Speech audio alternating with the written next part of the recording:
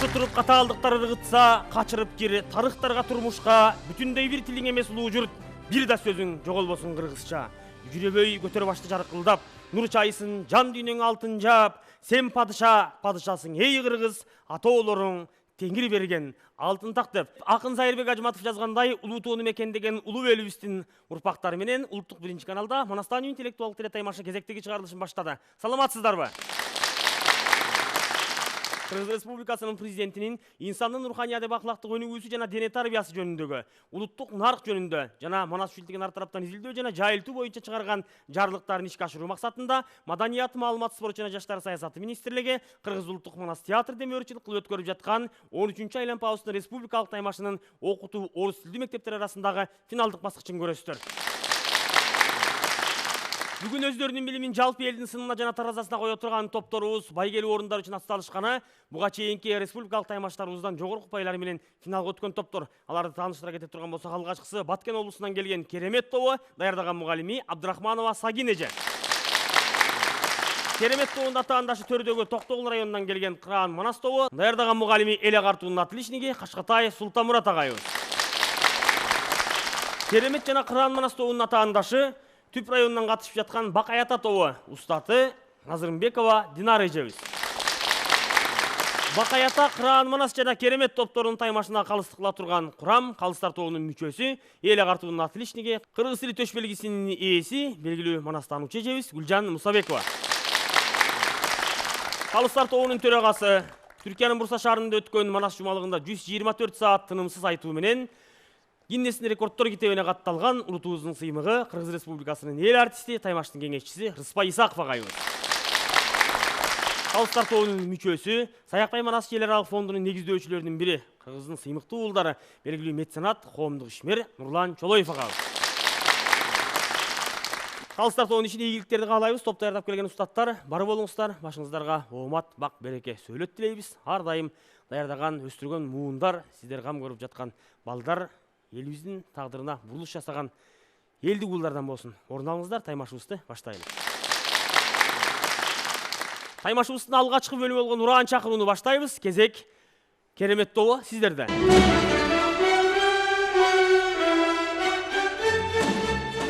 Сөздүн кадырын билген, ата баба наркын сезген, жүзүндө ыйман нуру чачыраган, чолпон жылдыз сыяктуу ааламга жарыгы тийген, муну мен кыргыз деп билем. Арбаңыздар кыргыз элим, Манастын урпактары. Манаста Ураан чакырып, бул таймаш бизге жаңылык. Сыймык танып башты өдө көтөрүп, Манасты даңктайлы биз дүйнө элине жар салып. Улуу баян бизге гана буйрган, ай нурундай келечекке жол салган. Кереметтин биз туялдык баяндын, Ошондуктан биз тайпаны Керемет деп атадык. Кыргызымдын гана бактысына инчиленген Манасчылар Керемет. Айкөлдүктү бизге мурас калтырган, Манасым менин Керемет. Арулуктун, сулуулуктун, сабырдуулуктун символу Ханикей энем Керемет. Караңгыда көз тапкан, капылеттен сөз тапкан Бакаятамдын акылдуулугу Керемет. Тоолору аппак мөңгүдөн, суусу аруу мүрөктөн, абасы сонун деги койчу Кыргызымдын жери өзү Керемет. Түгөнгөн сайын түтөгөн, түбүнөн кайра күчөгөн Кыргыз элим Керемет. Биздин жан дүйнөбүзгө руханий байлыкты себелеген Манас таану Керемет. Урааныбыз Манас, Манас, Манас. Мен топ башчысы Турдубаева Аяна, топ мүчөлөрү Рахматова Бактыгүл, Мусаева Сумая. Өрүк зарлуу Баткен облусунан келген Керемет тобуна ийгиликтерди каалайбыз. Кезек түрүлгөн түмөн байлыктуу Жалал Абадтын Токтогулунан келген Кыран Манас тобу сиздерде. Салам айтам, ак калпактуу калкыма. Салам айтам, сагынычтуу жалпыга. Саякбайдын сап-сапырын көкүрөккө жат кылып, башты ийип биз келебиз алдыга. Зобололуу уул кызың чыган болсун. Зор биримдик биз үчүн уран болсун. Кокту колот сай-сайга бөлүнбөгөн, Кыран Манас бир гана уран болсун. Кылымдарга кыргыз атын жоготпой, ынтымакты бийик сактап коротпой, кыргыз башын Кыран Манас кошконго, куттуу журтка душман бутун жолотпой. Кайың барбы, кыргыз балта чаппаган, кыржон барбы, кыргыз кыргын таппаган. Кылымдарга аты калбай өчөрдү, Кыран Манас кыргыз элин сактаган. Кыран Манас кыргыз элин кылымдарга сактаган, Кыран Манас ата журттун каада салтын бактаган, улуу көчтүн изин улап келаткан. Мен урпагы экениме мактанам. Биздин уран Кыран Манас, кыргызымдын каада салты Кыран Манас. Улут сүйгөн атанаркы, улутуңдун санжырасы Кыран Манас. Кулалы таптап кош кылган, курама жыйнап журт кылган атабыз Кыран Манас эмеспи? Кыран Манас тайпасынын топбашчысы мен Эрматова Айбике, топ мүчөлөрү Райымкулова Аделя, Кунушбаева Алтынай. Кыран Манас тоонадагы ийгиликтерди каалайбыз. Кезегелерин атаандашы болгон жердин көзү, кыргыз бермети болгон Ысык көлдүн Түп районунан келген. Урматтуу топ, кезек сиздерде. Касиеттүү Ысык көлдү жердеген, келин жайлоо каркыраны жердеген, кан көкөтөй ашына ким келбеген, Кыран Манас өзү турган башында, Кошой баатыр душманга намысын бербеген, бул күрөштө Жолой баатыр жеңбеген, Ордолу Түп жеримен ысык салам. Биздин топтун аты Бакай атам.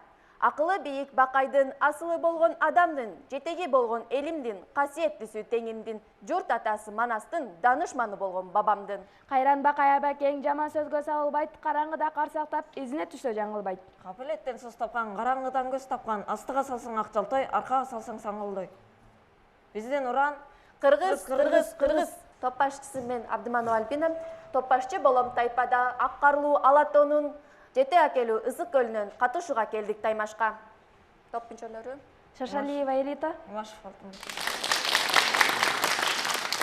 Бакай ата тоонадагы ийгиликтерди каалайбыз. Ушуну менен биз уран чакыруу бөлүмүн жыйынтыктайбыз. Бул бөлүмдө кайсыл топ канча упай топтоду? Назарыңыздарды экранга бурабыз.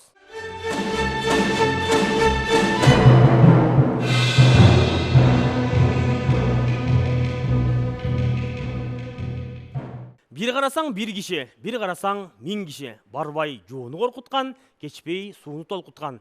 Көрүнгөндө көрүнүп, көрүнбөсө жөн эле көк аскар тоодой бөлүнүп турган. Артындагы карачаар кабыланы, астындагы ажыдары, үстүндөгү алып кара кушу.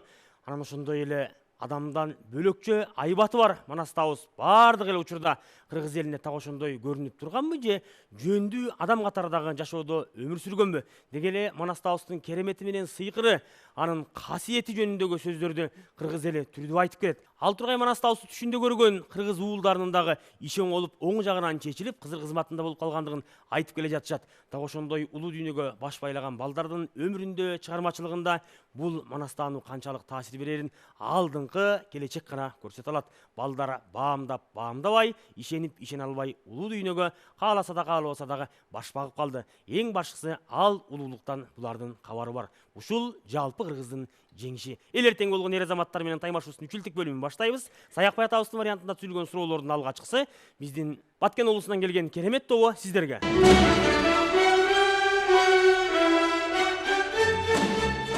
Бакай атабыз 17 жашка чыкканча эмне себептен Манасты издеген эмес? Бакай атабыз 17 жашка чейин Манасты издеген себеби ал ошол 17 жашта гана Манас түшүнө кирип, Манасты көрүп, ошодон кийинки окуяда Манасты изде баштагандыгы айтылат. Жооп туура, азаматсыздар. Кийинки суроо. Кыран Манас тобу сиздерге. Бакай атабыз бала курагында жетим өскөндүктөн кандай шартта баш калкалаган?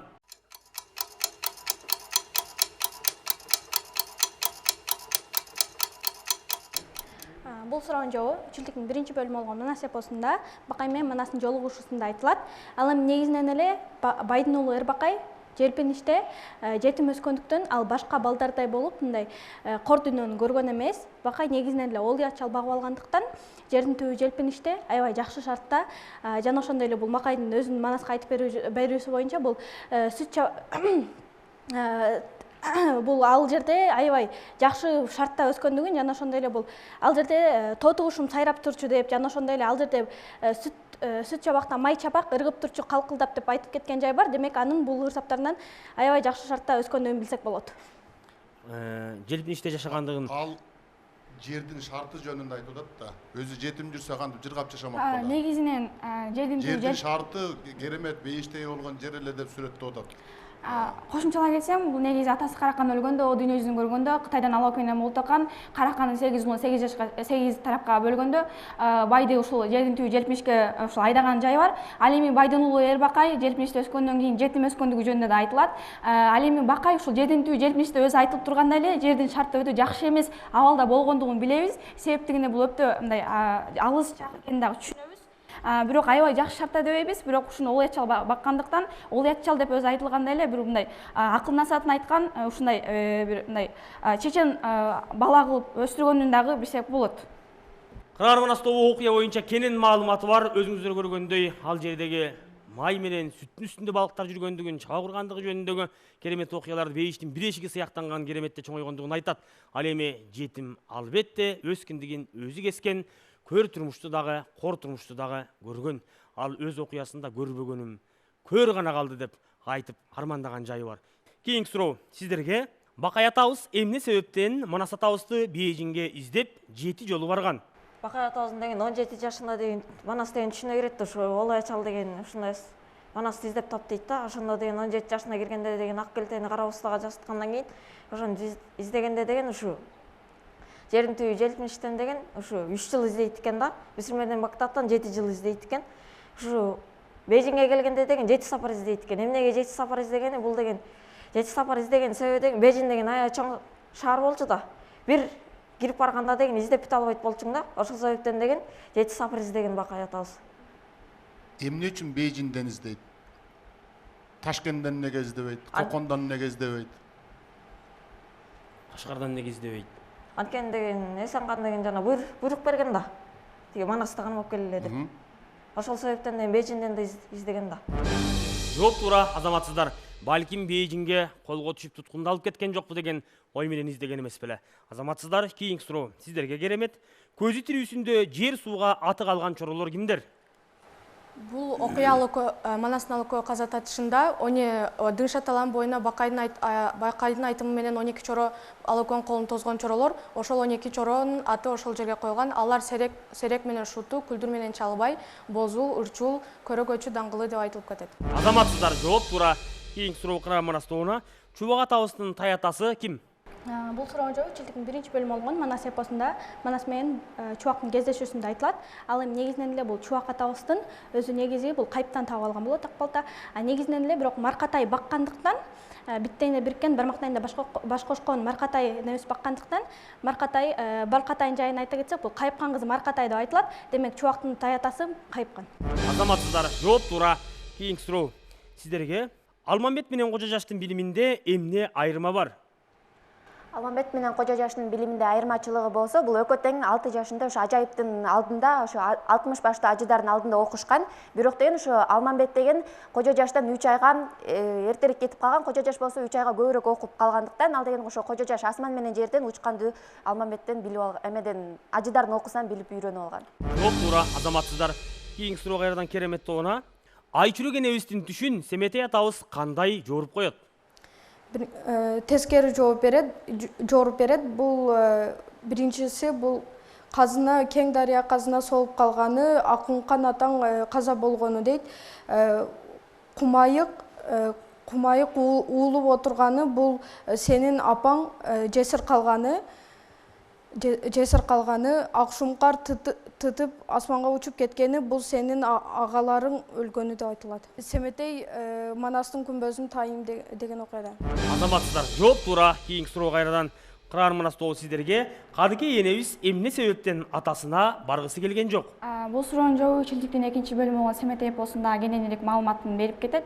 Ал эми ушул Кең Көйнөктүн тызасы Аялзаттын башасы болгон Каныкей энебиз өзүнүн атасы болгон Темиркандын шаары Букарга баргысы келбегенин себебин айта кетсек, бул окуя бул жана Каныкей энебиз Темиркандан ушул Алмамбетке тартуу кылып берейин, ак тулпарыңды бергиниң атаке деп барган убакта, ак тулпарын аянган ушул Темиркан Каныкей энебизге мындай бербейм деп жооп бергендиктен, ушул Каныкей энебиз атын дагы менден аяды деген ой менен Темиркандын шаарына экинчи барбаймын деп өзүнүн ушул ичинен атасына таарынычын калтырып калган жайы бар. Баракелде, азаматсыздар, жооп туура. Кийинки суроо кайрадан сиздерге Бакай ата тобу: Семетей атабызды Бакай атабыз эмне себептен өзү багып өстүргөн жок? Семетей атабызды Бакай атабыз өзү багып өстүрбөгөн себеби, бул деген ошо биринчиден болсо Семетей деген жетим деген сөздү угуп өспөсүн дейт. Муну деген ошо Темиркан шаарына тентип баргандан кийин Исмайылга берип, муну эрке өстүргүлө, жашы 12-ге келгенде ата тегин айтып, ошо таласка алып келгиле дейт. Ошо жетим деген сөздү угуп өспөсүн, эркин өссүн деген. Экинчи себептен болсо, бул деген ошо Бакай өзү багып өстүргөндө дагы Манастын көптөгөн душмандары бар болгон, ошол душмандар дагы Семетейди өлтүрүп коймок. Жана Абыке Көбөш дагы ушу Семетейди өлтүрөбүз деп келгенин да билсек болот. Жооп туура, азаматсыздар. 12-ге чыкканча кандын улуу болуп чоңойсун, эрке талтаң болсун, андан кийин элдин жайын туйгузгула деп канаттууга кактырбай, тырмактууга тыттырбай, ээн эркин чоңойсун деген ойдо таятасына жөнөткөн. Кийинки суроо сиздерге кереметтүү. Чын кожо Толтойго барган соң канча убакыттан кийин ооганга кол салууга камынат? Чын кожо Толтойго барганда кыш убагы болот. Эпоста айтылып кетет, кыш убагы өтүп жай келгенде жетигер элин чогултуп камданышаттар. Жооп туура, азаматсыз. Кийинки суроо кайрадан кара Манас тобуна. Көкөтөйдүн ашы кайсы окуяда айтылат? Негизи Манас эпосунда дагы жана Семетей эпосунда дагы көкөтөйдүн ашы тууралуу баян болуп кетет. Ал эми бул суроо Семетей эпосунан берилгендиктен, бул Семетей эпосунда Чын кожо Толтой ушул бириккен окуясына Толтой Чын кожого көкөтөйдүн ашы тууралуу баян кылып берген окуясынан билсек болот. Баракелде, жооп туура, азаматсыздар. Кийинки суроо Бакаят тобу сиздерге. Айчүрек энебиз кандарды сынаганда төштүк кайсы жерди жердеген? Айчүрек энебиз деген ушу Чын кожо менен Толтой деген акын канын басып алып Айчүрөктү алабыз деп жатканда, Айчүрек деген мен деген өзүмө тете эр издейм деп 12 канды акы кепин кийип алып сынаган кетет. Ошондо Эламанын төштүгү кирип барды жакындап, билеги жоон шер экен, баатыр төштүк эр экен, жаш кезинде кезиксем тиип алар эр экен деп сынап өкетет. Ошол кезде төштүк деген Сапар байды жерден Кулан Сарык кыштакта кыштап турган. Азаматсыздар, керемет жооп болду. Ийгилик каалайбыз. Кийинки суроо керемет тобу сиздерге тест түрүндө экран аркылуу берилет. Назар салыңыздар. Бакаят атабыз Манас атабызды Мысыр менен Багдадтан канча жыл издейт? А варианты 7, Б варианты 5, В варианты 3. В варианты 3 жыл. Жооп туура, азаматсыздар. Кийинки суроо кара Манас тобу сиздерге. Манас атабыз канча жашында басат? А варианты 5, Б варианты 3, В варианты 1 жашында. Биздин командабыздын жообу 5 жашында, себептигинде Манас 5 жашка чейин 5 жыл болуп, 5тен кийин баскандыгы жөнүндө айтылат. Азаматсыздар, жооп туура. Кийинки суроо Бакаят тобу сиздерге. Манас атабыз ордону алгач канча жашында ойногон? А варианты 8, Б варианты 10, В варианты 12. В варианты 12 жашында ойногон. Жооп туура, азаматсыздар.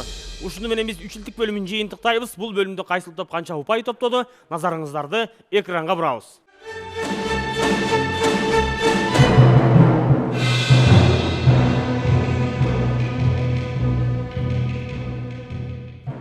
Элибиз сөздүн сөздөй баркы бар, 32 наркы бар дейт. Анысың арындай бир эле сөз ар кандай шартта кырдаалда түрдүү маанини берип калышы мүмкүн. Балдардын кеп куржуну, элибиз айткандай өнөр кызыл тил дегендей жашоосуна шамчырак боло турган сөз маданиятын кенен өздөшү деген жакшы тилекте биз сыр бөлүмүн киргизгенбиз. Ал эметте ар бир адам сүйлөп жатканда макалдарды жана сөз айкаштарын кошо турган болсо, анын сөзү кемелине келип чырайына чыгып турат эмеспи?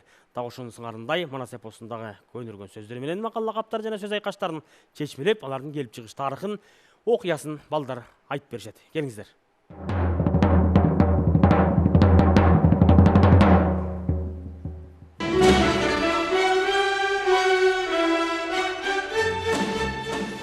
Көнөргөн сөздөрдөн ажыт деген сөз келген.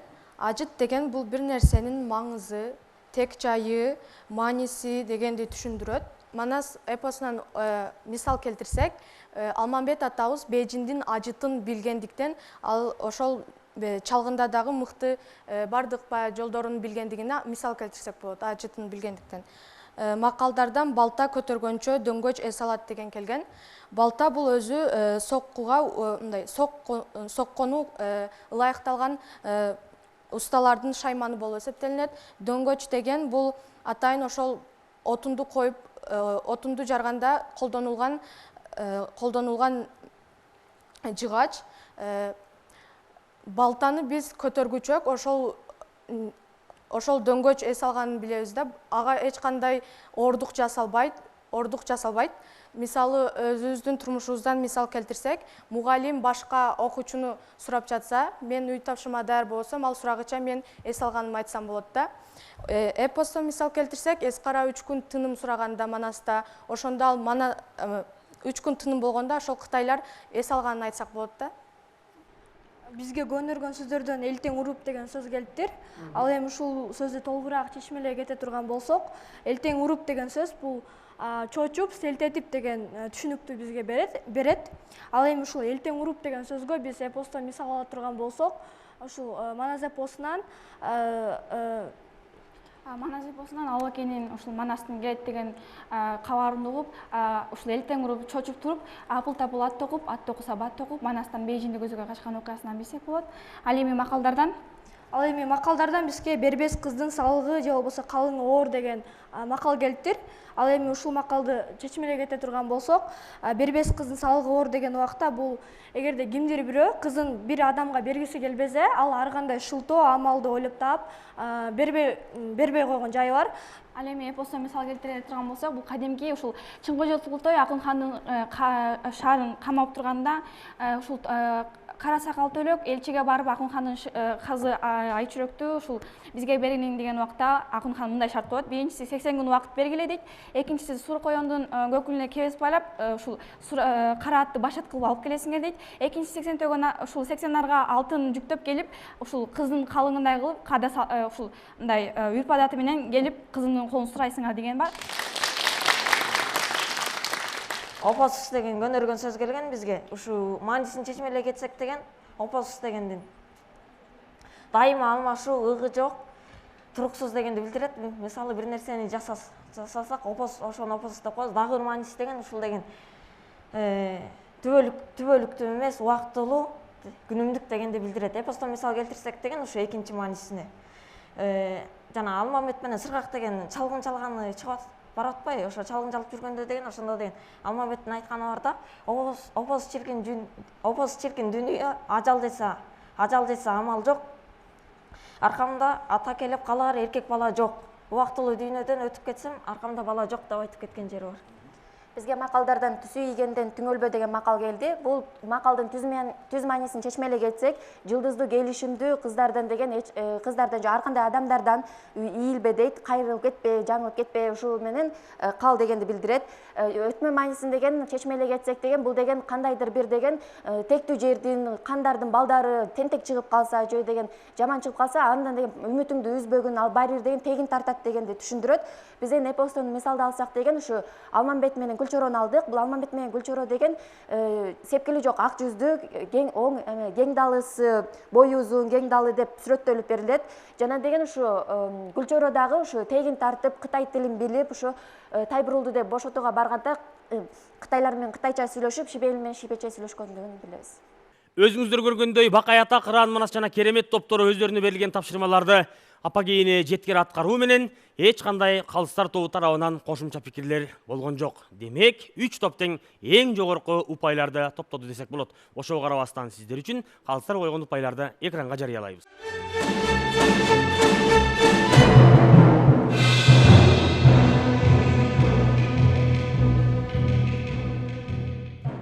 Таймашыбыздын бүйүрү кызыткандагы 4-чү бөлүмү бул айрым топтордун тагдырташын үйдө улатта турган болсо, айрымдардын тилегин таш каптырат. Сырттандар канчалык деңгээлде даярданып, камданып келди. Чыны менен өздөрүнүн сырттандыгын жана кашкөйлүгүн көрсөтө алабы, көрсөтө албайбы? 20 секунданын ичинде баамдайбыз. Алгач Керемет тобунун сырттаны сизди жаныбызга чакырабыз. Каныкей Манасты өлтүрөм деп ой кылды беле? Ооба. Шууту Коңурбайды көрүп нес болобу? Ооба. Таластан Каныкейдин катын суйку чалып келеби? Жок. Шууту таласка Желмаянды минип кетеби? Жок. Акыя менен үргөнчү жакын жайгашканбы? Ооба. Уянбек Бөркөздүн инисиби? Жок. Уянбек Шибей элиненби? Жок. Алмамбеттин энесин Кутман аяр сынаганбы? Жок. Кош сала кыргыз жериби? Ооба. Алтынайды Шуут аяр сынаганбы? Ооба. Керемет тобунун сырттан өзүңүздөр көргөндөй 20 секундада 10 суроону кабыл алууга жетишти. Жыйынтыгында жогорку 8 упайда топтоп кетти. Азаматсыз. Алмамбетке ак болот Азизхандан калабы? Жок. Солоондун кону орок кырбы? Ооба. Сере узундук өлчөмүбү? Ооба. Ала көлдүн кескелдириги күчүктөйбү? Жок. Алтын кени чайлуу тообу? Жок. Исенкандын чайлуу тоону Манаска береби? Ооба. Бакайдын кунуна адам жетеби? Жок. Бурулчанын сырдашы Быйтыбы? Ооба. Акындын кеңешчиси Ажыбайбы? Жок. Түмөнбай менен Ажыбай тууганбы? Ооба. Кыран Манас тобунун сырттаны буга чейинки жарым финалдык жана республикалык тандоо турларыбызда өзүңүз көргөндөй эң жогорку упайларда топтогон эле сүрдөдүбү же башка маселелер барбай тур карындашыбыз 10 суроону кабыл алды. Жыйынтыгында 4 деген орто пайда топтой алды. Азаматсыз, алдыда сиз үчүн дагы бир бөлүм бар. Жорткондо жолуңуз болсун. Ийгилик. Бакай Ата тобунун сырттан карата алгачкы 10 сурообуз. Даяр болсоңуз үндү өктөм чыгарып жооп берүүнү өтүнөбүз. Чаңтыйбас чубактын сакчысыбы? Жок. Ажыбай оогандын акылманыбы? Жок. Сарыкан 3 кошойду жердегенби? Жок. Манастан 7 күн бурсат сурап, Чаңтыйбас келеби? Жок. Чаңтыйбас Кытай элчисиби? Ооба. Алмамбеттин 9000 жылкычысы болгонбу? Жок. Алмамбет Арукени шуутуга нике кыйдайбы? Жок. Алмамбет Арукени Мажикке нике кыйдайбы? Ооба. Кожо жаш 8 жыл кезик менен ооруйбу? Ооба. Кожо жаштын уулу Каражойбу? Ооба. Бакай ата тобунун сырттаны дагы өздөрүнө берилген убакыттын ичинен 10 суроону кабыл алды. Жыйынтыгында 4-өөсүнө жазатайып жооп берүү менен 6 пайда топтой алды. Азаматсыздар, ийгилик каалайбыз. Сырттандарды сынайбыз бөлүмүнө чейин 3 топ тең эң жогорку деңгээлдеги упайлар менен мылтыктын кошоозундай. Саякбай атабыз тайторун сүрөттөп бара жатканда өр таяна бергенде тайторун озотмо оюнунча, ылдый тарта бергенде актылпар озот оюнунча дегендей эки үзөңгө кагышып келе жаткан эле. Так ушул сырттандарды сынайбыз бөлүмүндө эмнегедир биздин сырттандар кой кашкаларыбыз адашып сүрдөп кетишти. Бирок бул мыктылар үчүн бул дагы чек эмес. Соңку жыйынтыктоочу бөлүм атаандаштардын өз ара суроо бөлүмүндө сөзсүз түрдө жооп таап жогорку упайларды топтойт деген ишенимде кезекти суроо берүү үчүн керемет тобу сиздерге узаттым. Төрүдөгү Кыран Манаска карата суроону узатыңыздар.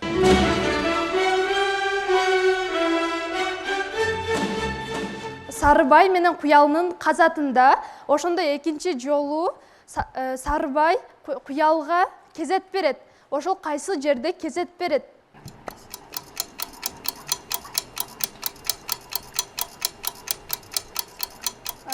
Биздин командада так жооп жок, бирок биз аракет кылып көрөлү. Биздин команданын ою боюнча бул барса келбесте же болбосо Кең Өзөн деген жерде. Ал эми окуясы үчүлдүктүн жыйынтыктоочу бөлүмү болуп саналган Сетек эпосунун Сарыбай менен Куялынын ушул бири менен казатында. Мен окуясыны сиздерге айтып кеттим. Жообу Сары Тайпан керүүдө кезек бергени айтылып кетет. Биз сиздерге упай бере албайбыз. Бакай ата тобуна карата Кыран Манастын суроосуна назар бурабыз. Урматтуу атындаш команда, биздин силерге берилип турган сурообуз төмөндөгүчө. Көрчөк деген сөздүн маанисин чечмелеп жана кайсыл окуяда экенин айтып берсеңиздер. Көлчөк менен. Бизде жооп жок. Туура жооп. Биздин туура жообубуз төмөндөгүчө. Көрчөк деген сөздүн маанисин өзүн чечмелей кетсем, бул негизи эчки менен ушул койдун сүтүн кымыз же айран менен аралаштырмасынан алынган суусундук деп айтылат. Ал эми окуясы Семетей менен Бакайлар казатка аттанган убакта канткен буюмдар менен берип жатканда ичет деген ой менен ушул көрчөк деген суусундукту жасап бергендиги жөнүндө айтылат. Упай бере албайбыз. Рахмат. Бакай ата, кереметке карата суроо. Анда деген ошо өз килемдин баасы канча болгон? Ошонун окуясын жана ошо баасын айтып берсин. Килемдин баасы 90 арылык куну бар деп айтылат. Окуясы бая мурабий кыргыздарга, акаяр кыргыздарга кошулган окуяда айтылып кетет да. Жооңуздар тилекке каршы тура эмес. Бул окуя деген ошо Үмүтөйдү өлтүргөндөн кийин, бул деген ошо Каникей деген акыркычы эжемдин деген ошо мөрүндө тили бар, эгинде сөөлү бар, касиеттүү жан эли буга деген ошо кунун бербесек болбойт деп, ошо бир килемдик кымбатын муну угуп ал, бир килемдин өз баасы 8000 арылык куну бар деп, ошо килемди берип кетет. Сурадыңарда биздин окуяда мурабийдин окуясына 90 арылык куну бар деп айтылып кетет. Манастануу интеллектуалдык таймашы кыргыз элинин тарыхын, маданиятын жана тилин сактоо, өнүктүрүү, рухий дөөлөттөрдү даңазалоону максат кылат. Кадырман теле көрүүчүлөр, сиздер бүгүнкү чыгарылыштан окутуу орус тилдүү мектептер арасындагы таймашты көрдүңүздөр. 13-чү айланпабыздын бүгүнкү финалдык баскычы канчалык деңгээлде болгондугун атаандаштардын өз ара суроо бөлүмү деги эле бөлүмдөрдүн ичинен кайсынысы артыкчылыктуу болгондугун калыстар тобу айтат. Ар тараптан колдоо көрсөткөн биздин өнөктөштөрүбүз Маданият, маалымат, спорт жана жаштар саясаты министрлигине, Кыргыз улуттук Манас театрына терең ыраазычылык билдиребиз. Ал эми таймаштарыбыз Кыргыз Республикасынын президентинин инсандын руханий өнүгүүсү жана адеп акылактык тарбиясы жөнүндө улуттук нарк жана Манас үчүлдүгүн ар тараптан изилдөө жана жайылтуу боюнча чыгарган жарлыктарын ишке ашыруу максатында уюштурулду. Бүгүнкү таймаштын корутундуу кеби жыйынтыгы кайрадан калыстар тобу сиздерде. Керемет Кыран Манас жана Бакай ата тайпасы эң сонун оюн көргөздүңөр. Эч кемчилиги жок, мүчүлүштүгү жок. Уран чакырууңар 5, үчүлтүңөр баары 5, сыргуржунуңар, көөнө сөзүңөр дагы, макалыңар дагы баардыгы 5. Абдан сонун келдиңер. Сырттандарды сынайбызда гана айырмачылыгыңар байкалды. Ага өзүңөр күбө болдуңар. Ал эми өз ара суроо боюнча айта турган болсок, суроону тактап бериш керек кыздары. Бакай ата тайпасына айтарым. Биринчи сурооңор дагы өтө жеңил суроо болчу. Бирок ал биздин талаптарга жооп бербегендиктен алдырып койдук. Кийинки суроону бергенде силер окуяны айтып туруп анан кийин ошол жердеги килемдин баасы деп берсеңер, анда башкача болмок. Жөн эле килемдин баасы, Манаста килемдин баасы деп койдуңар. Килем көп жерде айтылат, көп жерде баасы ар кандай айтылат. Атаандашыңардын берген жообун биз кабыл алдык. Ошону менен жалпы эсепти чыгара турган болсок, эми бак жылмайганда ушундай боло берет. Кээде өздөрү камдап келген суроону берип алып атат. Мунун баардыгы ушул Манас дүйнөсүнүн кереметтери деп түшүнүшүбүз керек. Ал кереметти бүгүн Керемет тайпасы көргөздү. Керемет тайпасы 53 упай, Кыран Манас тайпасы 44 упай, Бакай ата тайпасы 46 упай.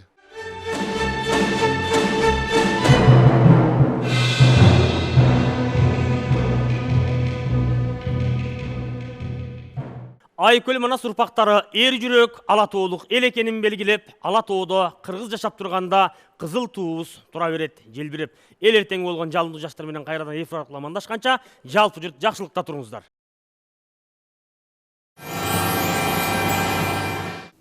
Акындын атынан аталган жер Токтогул жергесинен келген топ менен маек курабыз. Саламатсызбы?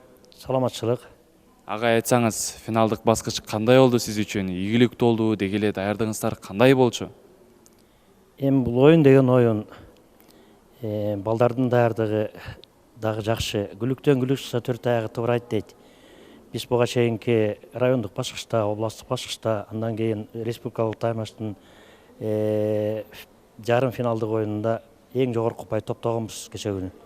Анан эми оюн деген оюн экен, бүгүн бир аз кичине балдар аксап турушат, чарчап калыштыбы, же болбосо Айкөл атабыздын арбагы кийинки жылкы катары келсин дегендей өзүнчө бир ишарат берип атабы. Балдардын даярдыгы жакшы. Эң башкысы ушул республикалык таймашка келгендин өзү дагы чоң ийгиликти ойлойбуз. Баары келип жараткан Алла Тааладан, Кудай буйруса. Балдарыма чыгармачылык ийгилик, береги жанымдагы кыз 5-классында келген топ башчы ийгилик жаратып келатат. Дагы да болсо балдарыма ийгилик каалайм. Эң башкысы булардын аманчылыгы. Анан ушул Манас таану деген оюндун эл арасына, калк арасына жайла беришине биз тилектешпиз. Чоң рахмат агай, туура айтасыздар, бар болуңуздар. Айтсаңыз, оюн талаасында кайсыл жактан аксап кеттиңиздер? Эмне туура эмес кетип калды? Бул деген оюн биринчиден негизинен эле бул адам баласы пешенесине жазылганды көрөт. Оюн буйруса жакшы эле болду. Үчүлтүктөн дагы, башка жагынан дагы, сыртынан да сынайбыздан дагы бул адам өзүнүн пешенесине жазылганды көрөт дегендей эле. 4 упай болсо да жакшы, башка командалар упай дагы алган жок деп айта алабыз. Ошол себептен биз бардыгына ыраазыбыз. Оюн жакшы өттү. Кимиңиздер канча жаштасыздар? Саламатсыздарбы? Мен Кыран Манас тайпасынын топ башчысы боломун. Өзүмдү тааныштыра кетсем, мен 5-класстан бери катышып келатам. Быйыл 8-классты бүттүм. Ал эми топ мүчөлөрү бул дагы 8-класты бүттү, Алтынай деген кыз. Ал эми жаныбыздагы Жолукчан эже бул быйыл 9-класты бүтүп, 10-класска көчтү деп айта алам. Чынында эле негизи ушул үчүлдүктүн 3төн болгон мындай томун жаттоо өтө мындай оңой келе бербейт. Кыйынчылыктар албетте болот, бирок өжөлүк кылып, аракетке берекет дегендей, аракет кылсак баары болот дегендей, аракетибиз менен жаттап, эсибизге мындай сактадык деп айта алам.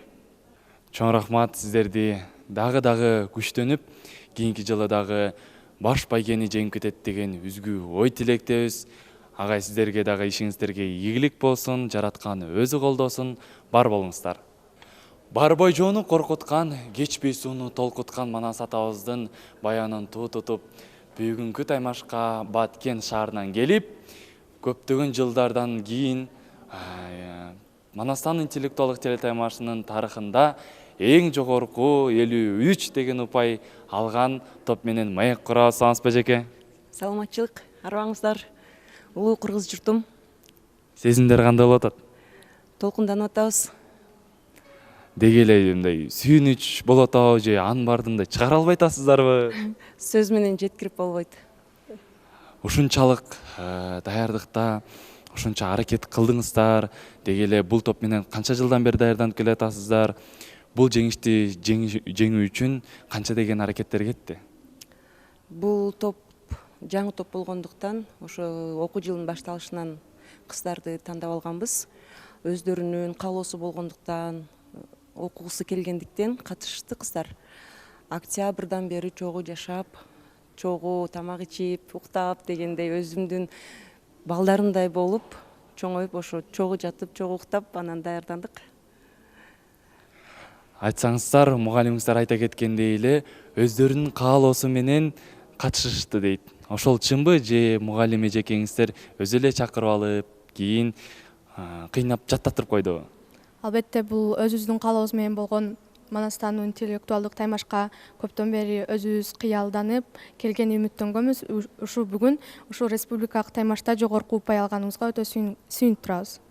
Чоң рахмат сиздерге, ийгилик каалайбыз. Бир гана таймашта гана жогорку упай албастан, жашоодон дагы жеңиштин үстүндө жүрүңүздөр деген үзгү ой тилектебиз.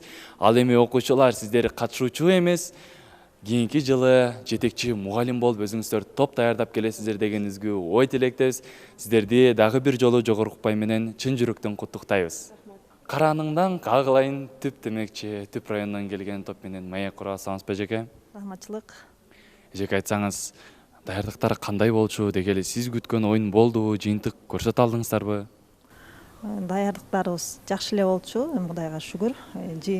Оюн биз күткөндөй эле болду, аябай жакшы болду. Баары мындай, кандай десем, так болду. Өзүбүздүн деңгээлибизге жараша эле упай алдык. Айтсаңыз, оюн талаасында кайсыл бөлүктөн бир аз аксаганда болдуңуздар же такалып калдыңыздар? Бул эмненин себебинде? Биз оюндан деген бир аз сырттандар сынайбыз дегенден такалып калдым. Жана деген өз ара суроолордон бир аз эметип аксап калдык деп айтсам болот. Бул аксап калганыңыздар суроонун жоогун билбегендиктенби же болбосо мындай сүрдөө болду? Суроонун жоогун билбегендей элек болдук. Жана деген ушу сүрдөп дагы аябай ошо. Чоң рахмат. Айтсаңыз, сиздер канчанчы класста окуйсуздар? Ушунча жаштайыңыздардан республикалык баскычтын бир гана келип калбастан анчынын финалга чейин жетүү, бул ар бир эле окуучунун деги эле бир гана окуучунун эмес, чоң эле адамдын колунан келе бербейт. Канчанчы класста окуйсуздар? 8-ге көчкөн топ буюрса. 7-классы бүттүңүз демек. 7-класс бүттүм. Чоң рахмат. Айтсаңыз, Манастаны сиз үчүн эмне? Бул Манастан деген мен деген билбеген нерсени билетип, көп сүйлөөмдү өзгөрттү, башкаларга өзүмдүн көңүлүмдү өзгөрттү. Мага мен үчүн ыйык нерсе да. Чоң рахмат, урматтуу көрөрмандар. Эске сала кетсек, алдыңыздарда окутуу орус классынан келген окуучулар катышууда. Бул топтагы азыркы учурда алдыңкы упайларды алып, байгени алуу үстүндө турушат. Ошондуктан сиздерге ийгилик каалайбыз. Бир гана таймашта гана жеңбестен, жашоодо дагы жеңиштин үстүндө жүрө бериңиздер деген үзгү ой тилектебиз.